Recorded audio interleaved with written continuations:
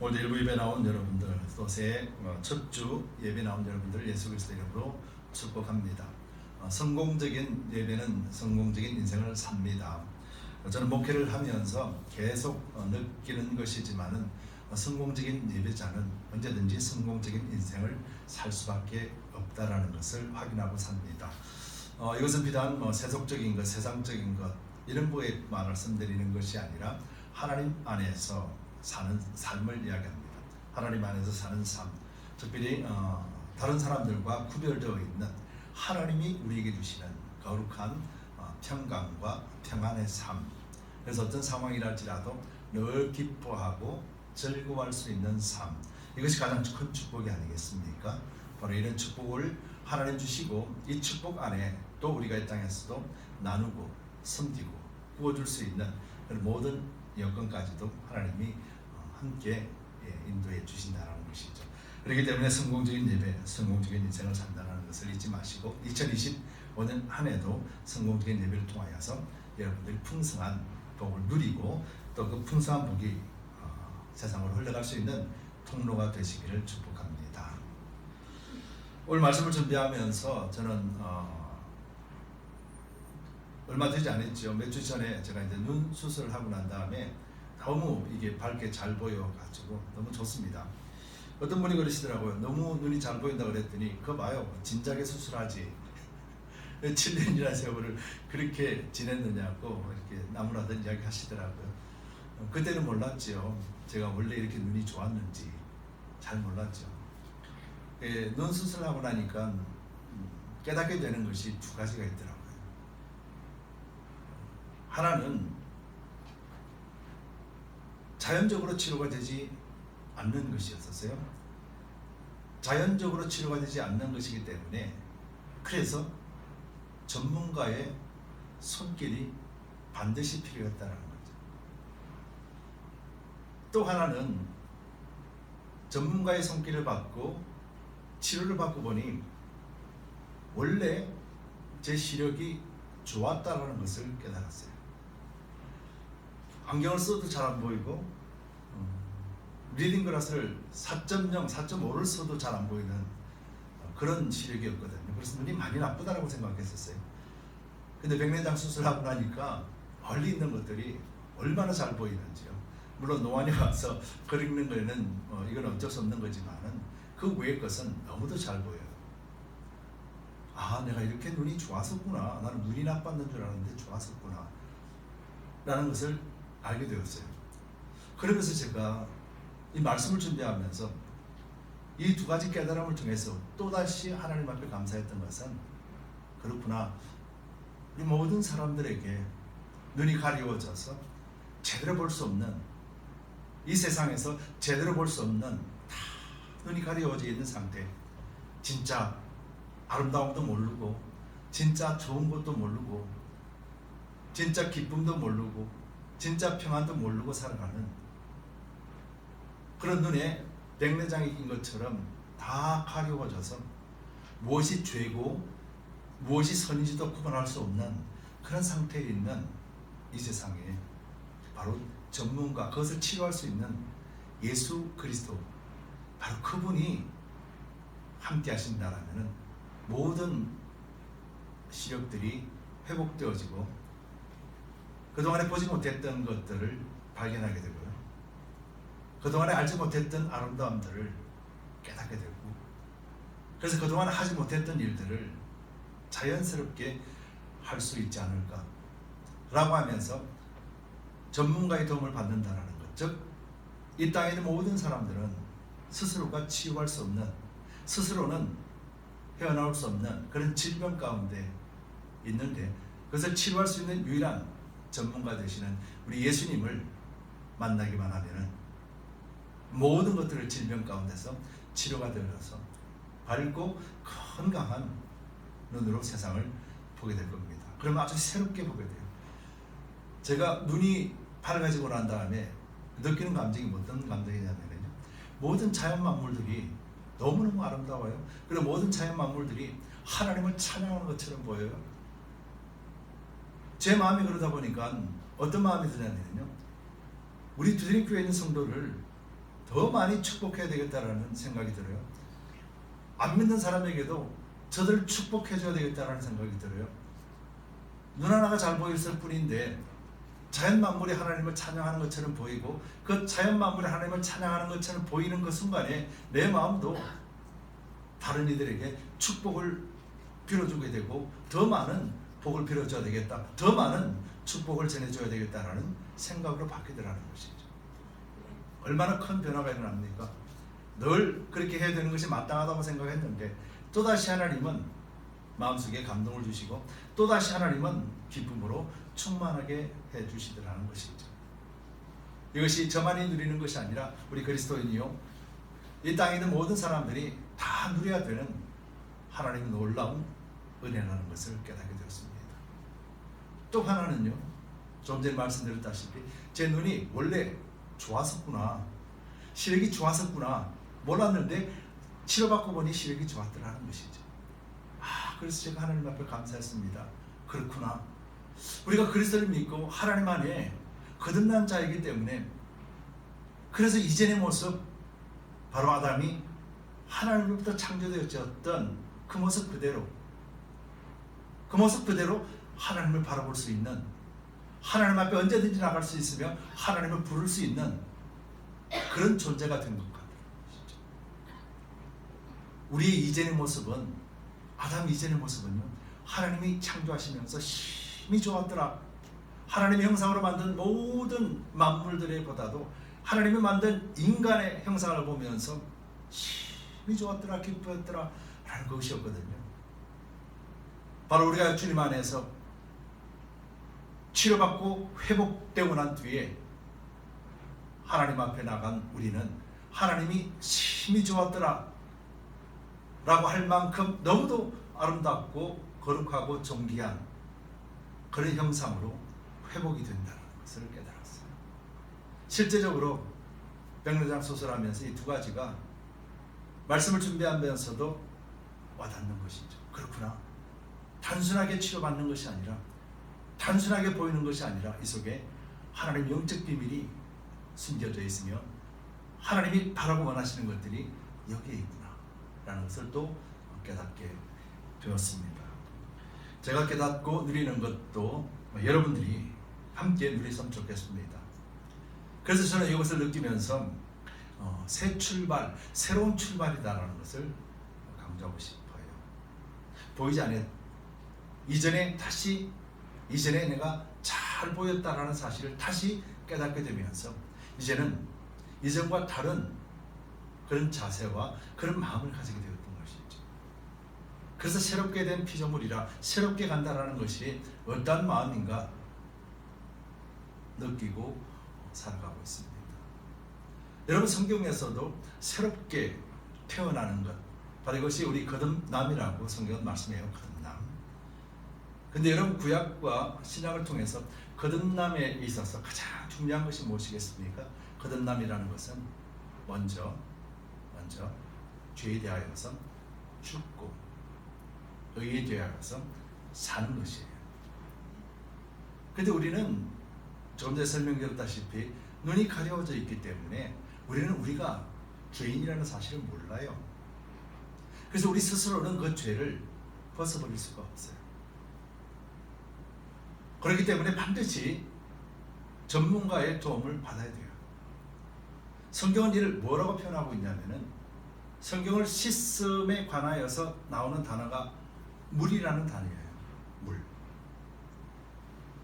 구약에 있어서도 그렇고 신약에 있어서도 그렇고, 물은 신약에 와서 그 의미가 세례라는 의미로 바뀌었습니다. 그리고 세례라는 의미는 우리는 물 안에서 죽고 우리 육체는 죽고 일어나면서 우리 영은 그리스도 안에서 다시 사는 의미가 세례의 의미잖아요. 그렇기 때문에 새롭게 된다, 거듭나게 된다라는 것은 바로 이 형식을 통해서 우리는 하나님이 거듭났다라고 인정을 하시는 것이죠. 근데 이것이 실제적인 사건이 있었어요. 그 실제적인 사건은 뭐냐면은 바로 구약 시대 때 보면은 노아의 홍수 사건이었다. 오늘 본문 말고 베드로전서 오늘 같은 3장에 있는 21절의 말씀을 보면은 이렇게 기록되어 있어요. 물은 예수 그리스도의 부활하심으로 말미암아 이제 너희를 구원하는 편이 곧 세례라. 육체의 더러운 것을 제하여 버림이 아니요 오직 선한 양심이 하나님을 향하여 찾아가는 것이라. 이 말이 무슨 말입니까? 베드로는 지금 노아의 홍수를 설명하면서 하나님 앞에 순종치 못한 사람들이 노아의 홍수 때 다 심판을 받았다. 그런데 거기서 유독 노아와 가족들 8명만이 구원을 얻었다라고 강조하는 거예요. 그러면서 그 8명이 구원을 얻은 이것이 바로 예수님이 세례를 통하여서 우리에게 주신 구원의 방법이었음을 말씀해 놓고 있는 거죠. 즉 물로 심판받아 물로 심판하실 때 믿는 자와 믿지 않는 자들에게 하나님 심판하신 거예요. 그래서 노아의 가족 8명만 구원을 얻었지 않느냐라고 20절에서 말씀하시고 난 뒤에 21절에서 물론이라고 말하면서 세례라고 말하는 것이죠. 여러분, 그렇기 때문에 거듭난다라는 것은 반드시 심판을 거쳐야 됨을 이야기하는 것이죠. 그리고 그 심판에서 구원을 받는 자들이어야 된다는 것이죠. 이것이 구약의 노아의 홍수를 통하여서 우리에게 주신 교훈이고, 바로 그 교훈을 통해서 우리가 세례라는 형식이 바로 노아의 홍수 때 하나님이 심판하시고 구원하신 그 의미를 예수님께서는 세례의 의미에 담겨두셨다라고 말씀하는 거죠. 그래서 저와 여러분들이 세례를 받았다면 이제는 그리스도 안에서 노아의 8가족처럼 하나님 안에서 구원을 얻은 자예요. 여러분, 구원을 얻었다라면 어떤 말씀입니까? 이제 백내장 수술 깨끗이 하고 여러분들이 볼 수 있다는 것이죠. 무엇을요? 하나님을 볼 수 있다는 거죠. 그리고 하나님이 만드신 모든 천지 만물을 바라보면서 함께 기뻐하고 함께 즐거워할 수 있는 존재가 되었다는 거죠. 여러분, 이것이 오늘 본문 말씀 속에 나와 있으며 주님 교회가 올해 표어로 삼고 있는 선한 양심을 가진 자라는 의미예요. 선한 양심이라는 것이 세상 속에서 살아가면서 착하게 살고 착한 마음을 품는 것, 그 이상의 의미가 있는데, 그 의미가 뭐냐면 하나님과 관계가 회복되어졌고 하나님을 바라보며 하나님을 의지하고 나갈 수 있는 존재라는 의미예요. 그래서 베드로서뿐만 아니라 말씀에는 이렇게 이야기합니다. 하나님을 향하여 따라가고 하나님을 향하여 쫓아간다 라는 표현을 합니다. 여러분, 오늘 본문에도 그렇게 되어 있죠. 선한 양심을 가지라. 이는 그리스도 안에 있는 너희의 선행을 욕하는 자들로 그 비방하는 일에 부끄러움을 당하게 하려 함이니라 라고 말씀하면서 그리스도를 믿는 사람들이, 선한 양심을 가진 자는 어떤 자인가에 대해서 설명을 하고 있습니다. 또 하나는요, 요한복음에 보면은 물이라고 하는 이 의미를 예수님께서 새 포도주로 바뀌시는 장면이 나오죠. 요한복음에 보면은, 요한복음 3장에 보면은요, 요한복음 2장에 보면은 예수님께서 놀라운 기적, 가나의 혼인잔치에서의 물이 변하여 포도주가 됐네라는 그 놀라운 사건을 예수님이 만드셨어요. 여러분, 우리가 여기서 뭐 찬송을 통해서도 많이 부르잖아요. 물이 변하여 포도주 됐네, 뭐 이렇게 우리는 부르지만 사실 이 의미가 어떤 의미인가, 바로 오늘 말씀하시는 이 의미와 같이 내포되어 있는 것이에요. 요한복음에 보면은 가나 혼인잔치에서 이를 보면은요, 예수님을 비롯하여 예수의 어머니 그리고 제자들까지 그 혼인잔치에 초대를 받아서 갑니다. 근데 초대를 받아서 가시고 그곳에서 한참 시간이 지나고 즐거움이 극에 달했을 때 포도주가 떨어져 버렸습니다. 즉 사람이 예상외로 더 많이 왔다라는 말이겠죠. 근데 예수의 어머니 마리아가 예수님을 쳐다봅니다. 포도주가 떨어졌다는 거죠. 근데 예수님께서는 이렇게 말씀합니다. 나와 무슨 상관이 있습니까? 라고 표현을 해요. 그러면서도 예수님께서는 6 항아리에다가 물을 뜨는 사람 종을 시켜서 그곳에다가 물을 채우라고 명령을 합니다. 나와 무슨 상관입니까? 라고 이야기했으면서도 예수님은 6 항아리에 물을 채워요.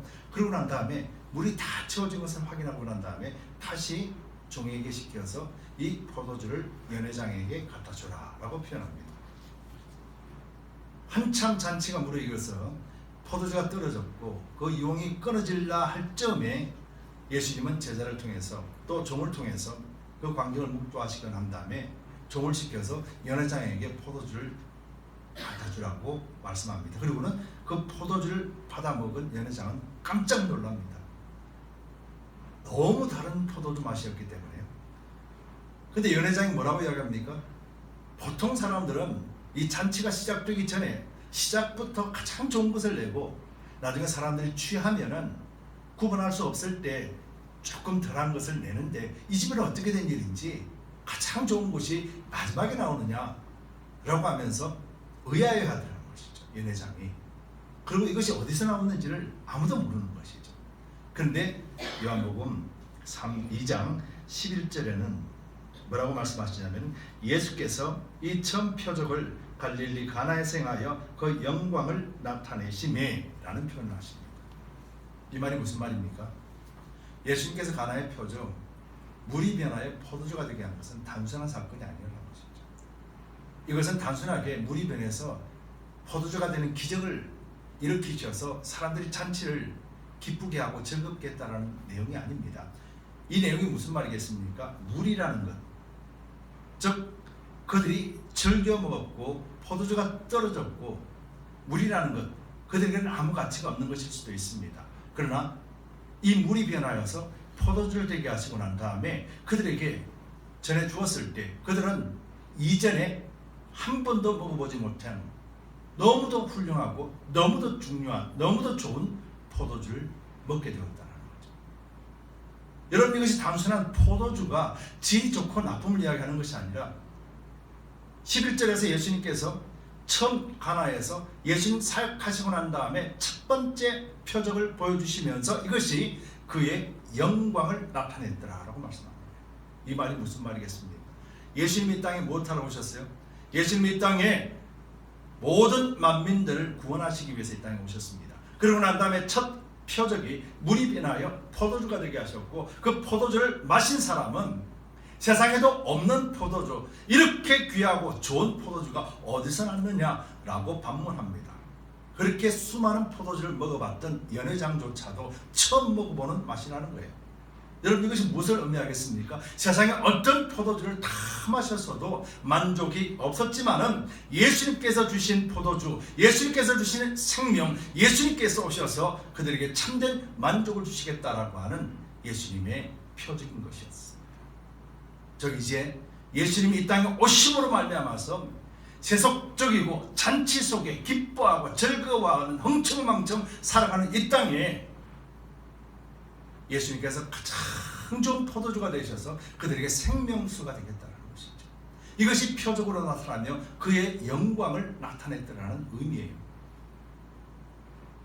즉 예수님께서 이제 그들에게 진정한 포도주가 되시고 진정한 포도주를 주심으로 인해서 그들이 이제는 이 맛이 어디서부터 왔느냐, 이렇게 맛있는 것을 처음 먹어본다, 이것이 어디서 왔느냐라고 물을 정도로 그들이 놀라움을 경험하게 될 것이라는 것이죠.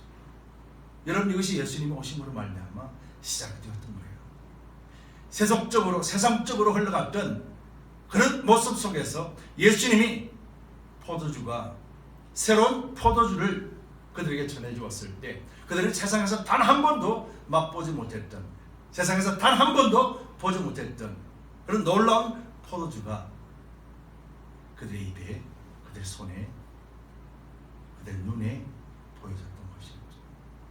여러분, 이것이 오늘 본문 속에 나와 있는 것처럼 우리가 선한 양심을 가진다는 것, 즉 하나님을 볼 수 있게 하시는, 즉 이것을 통해서 하나님은 단순하게 물이 포도주가 되는 기적을 말씀하시는 것이 아니라 이 사건을 통해서 예수님이 실제적인 구원주로서의 이 땅에 오셨음을 선포하고 이제 예수 그리스도로 말미암아 새로운 포도주를 먹게 하셨다는 것입니다. 그래서 이제 예수 믿는 저와 여러분들은 날마다 주 안에서 하나님 주시는 풍성을 먹고 마실 수 있게 되었던 것이었죠. 여러분, 그래서 예수님께서는 성찬식을 통해서 포도주를 예수님의 피로 비유하시며 예수님의 생명으로 비유하셨잖아요. 그렇기 때문에 이제 물이 포도주가 된 것은 예수님의 생명, 예수님의 십자가 보혈, 이것이 우리에게 생명이 되고 진정한 포도주가 될 것임을 말씀해 놓고 있는 사건이라는 거예요. 그럼 이 사건 속에서 우리는 매일같이 예수 그리스도를 먹고 마시는 그런 삶을 살아가고 있는 이 시대 속에서 이제 저와 여러분들은 과연 어떤 존재인가에 대한 질문을 할 수밖에 없는 것이죠. 여러분들은 세례를 받으셨고 그리고 성찬 예식을 통하여서 예수 그리스도의 피와 예수 그리스도의 몸을 먹고 마셨습니다. 한두 번이 아니라 매번 기념하면서 예수님을 먹고 마셨습니다. 그렇다면 저와 여러분들은 이제 어떤 존재라는 것입니까? 이제는 하나님 앞에서 날마다 하나님을 정결한 마음으로 주님을 바라볼 수 있으며 날마다 예수 그리스도의 이름을 의지하여 하나님 앞에 나갈 수 있는 자가 되었지 않습니까? 바로 이것이 오늘 본문에서 말하는 또 오늘 제목 속에 나와 있는 그런 선한 양심을 가진 자의 의미라는 거예요. 여러분, 선한 양심을 가졌다라는 것은 그런 의미입니다. 그런데 오늘 본문에는 이렇게 이야기합니다. 선한 양심을 가지라. 이는 그리스도 안에 있는 너희의 선행을 욕하는 자들로 그 비방하는 일에 부끄러움을 당하게 합니다. 여러분, 자세히 생각해 보세요. 세상 사람들이나 누구에게도 선을 베풀고 선행을 베풀면 욕하는 사람이 있어요, 없어요? 내가 그 사람한테 착하게 해주고 내가 그 사람한테 선을 베푸는데 어느 누가 손가락질합니까? 세상 사람들은 박수를 치죠. 그게 마땅한 거 아니겠습니까? 내가 좋아하는 사람, 내가 싫어하는 사람에게 내가 선을 베푼다는 것은 그 사람을 이롭게 해준다는 것은 박수 받을 일이지 욕먹을 일이 아니잖아요. 근데 오늘 뭐라 그럽니까? 선한 양심을 가지라. 이는 그리스도 안에 있는 너희의 선행을 욕하는 자들로 이라 분명히 하게 돼요. 무엇을 했길래 욕을 하는 것인가요? 여러분들이 선을 베풀었는데 욕한다는 말일까요? 어떤 의미일까요, 이것이? 본문에는 이렇게 말합니다. 너희 선한 양심을 가지라. 이는 그리스도 안에 있는 너희 선행을 이라는 말이에요. 그리스도 안에 있는 너희 선행이라고 해요. 그리스도 안에 있는 너희 선행을 욕한다고 해요. 근데 오늘 베드로서를 보면은 전체적인 보면은요, 이단 사상이나 그 다음에 하나님 말씀을 왜곡하고 변질하고 예수 그리스도를 도전하는 세력들을 말씀하시고 난 다음에, 그러고 난 다음에 너희 선한 양심을 가지라는 말씀을 하셨어요. 그럼 이 말씀이 뭡니까? 누가 우리가 선한 양심을 가진다는 것은 하나님을 바라보고 하나님 안에서 사는 것을 갈망하는 사람을 이야기하는 거예요. 하나님 안에서 살고 하나님만을 바라보고 하나님만을 쫓아가기를 갈망하는 사람을 욕하는 자가 누구일까요? 누가 욕을 합니까? 어떤 존재가 욕을 합니까? 세상 사람들이 욕을 합니까? 아니죠. 예수님을 대적하는 자들이 욕을 하죠. 우상을 섬기며 말씀을 왜곡시켜버리고 거짓된 자들이 바로 하나님을 쫓아가고 하나님을 믿는 자들을 욕한다는 거예요. 그럼 이 말씀이 무슨 말입니까? 선한 양심이라는 것은 곧 하나님 한 분만 절대적으로 신뢰하고 의지하는 자를 의미하는 거예요. 여러분들은 그런 존재입니다. 여러분들은 날마다 하나님만을 바라볼 수 있는 그런 특별한 존재라는 사실을 여러분 조금도 잊지 마시기 바랍니다. 그래서 우리는 하나님 안에서 날마다 바르게 서 있어야 합니다. 우리를 욕하는 사람들은 예수를 잘 믿는 사람을 예수 잘 믿지 못하게 하고 예수님을 왜곡시켜버리고 그래서 믿음 가운데서 떨어지게 만든다는 것이죠. 여러분, 디모데전서 1장 19절에 보면은요, 이렇게 기다리는 말씀이 있습니다. 믿음과 착한 양심을 가지라. 어떤 이들이 이 양심을 버렸고 그 믿음에 관하여 파산하였느니라 라고 말씀하고 있어요. 믿음과 선한 양심을 가지고 있으라는 것은 결국은 예수 그리스도 안에서 떠나지 말라, 예수 그리스도에 관한 믿음을 끝까지 지켜내라 라는 말과 같은 말이에요. 2025년 우리 두드림 교회는 이제는 하나님 한 분만 철저하게 바라보아야 될 시기입니다. 여러분, 2024년을 우리가 살았습니다. 지나간 시간이지만은 지나간 1년을 되돌아보면은 하나님이 우리 두드림 교회를 너무도 사랑하셨습니다. 그리고 또 많은 일들을 하게 하셨어요. 그리고 세상적으로 보면은 너무 많이 어지러워져 있습니다. 타락이 되어졌습니다.